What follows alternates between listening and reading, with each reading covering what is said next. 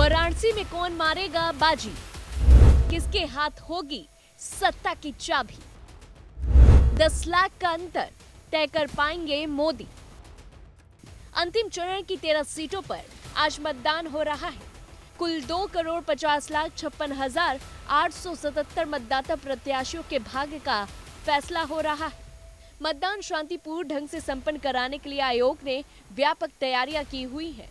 इस चरण की सीटों में पीएम नरेंद्र मोदी की वाराणसी सीट भी शामिल है।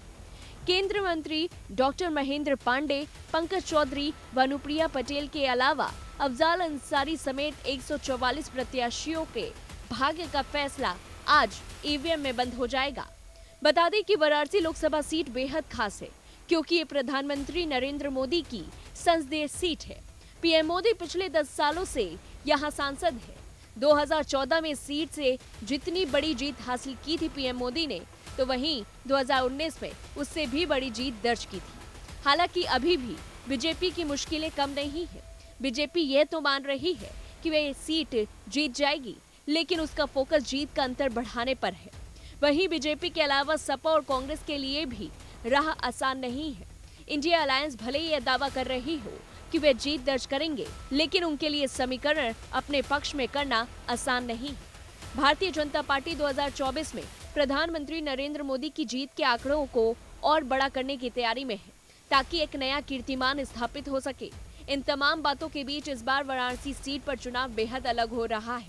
कई ऐसे समीकरण हैं जो पिछली बार से एकदम अलग है। ऐसे चुनाव पर भी इनका असर देखने को मिलने वाला है। वाराणसी में इस बार जो सबसे दिलचस्प बात है वो ये कि इस बार पीएम मोदी के मुकाबले काफी कम उम्मीदवार मैदान में हैं।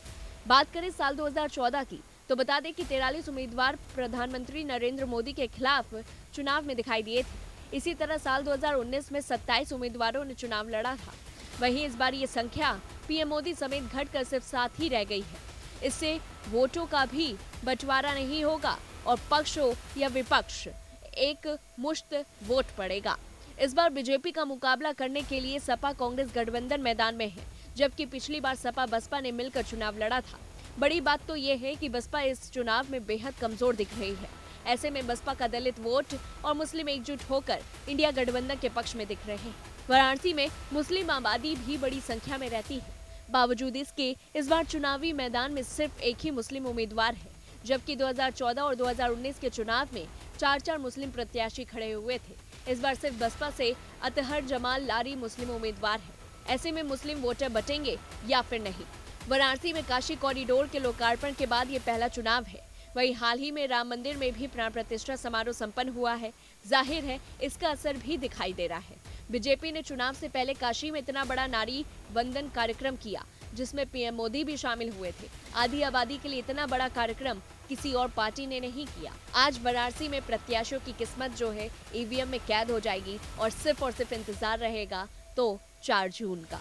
इस पूरी रिपोर्ट को लेकर के आपकी क्या कुछ राय है, हमें कमेंट बॉक्स में बताएं। तब तक के लिए देखते रहिए न्यूज़ 1।